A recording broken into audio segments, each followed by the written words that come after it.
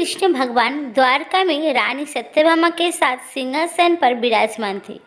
निकट ही गुरूर और सुदर्शन चक्र भी बैठे हुए थे। तीनों के चेहरे पर दिव्य तेज झलक रहा था।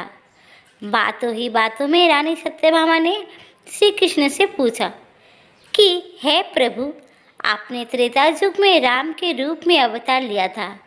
सीता आपकी पत्नी थी, क्या वे मुझसे भी ज़्यादा सुंदर थी? द्वारकाधीश समझ गए कि सत्यभामा को अपने रूप का अभिमान हो गया है।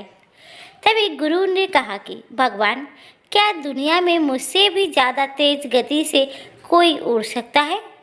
इधर सुदर्शन चक्र से भी रहा नहीं गया और वो भी कह उठे कि भगवान, मैंने बड़े बड़े युद्ध में आपको विजयश्री दिलवाई है। क्या संसार में मुझसे भी शक्तिशाली कोई है? भगवान मन मन मुस्कुरा रहे थे। वे जान रहे थे कि उनके इन तीनों भक्तों को अहंकार हो गया है और इनका अहंकार नष्ट होने का समय आ गया है।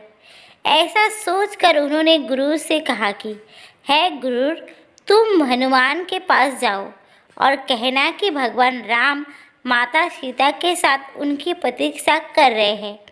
गरुड़ भगवान की आज्ञा लेकर हनुमान को लाने चले गए। इधर श्री कृष्ण ने सत्यभामा से कहा कि देवी, आप सीता के रूप में तैयार हो जाए। और स्वयं द्वारकाधीश ने राम का रूप धारण कर लिया।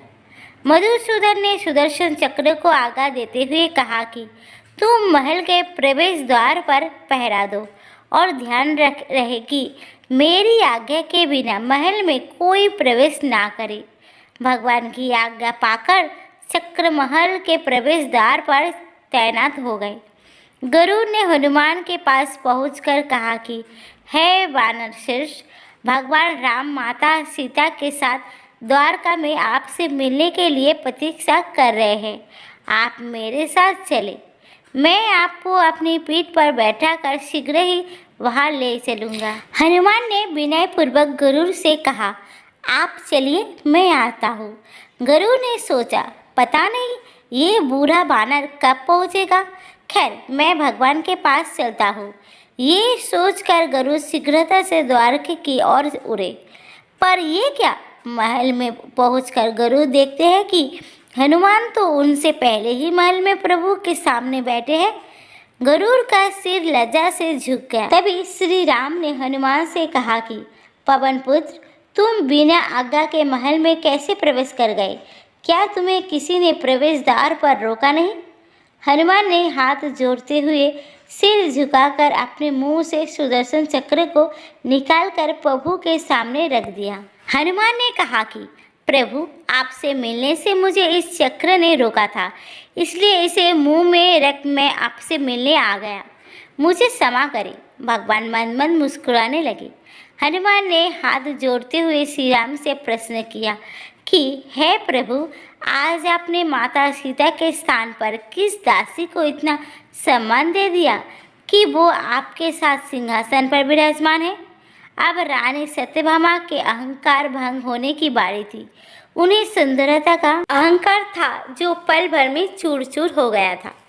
रानी सत्यभामा, सुदर्शन चक्र और गुरूर तीनों का गर्भ चूर चूर हो गया था। वे भगवान की लीला समझ रहे थे।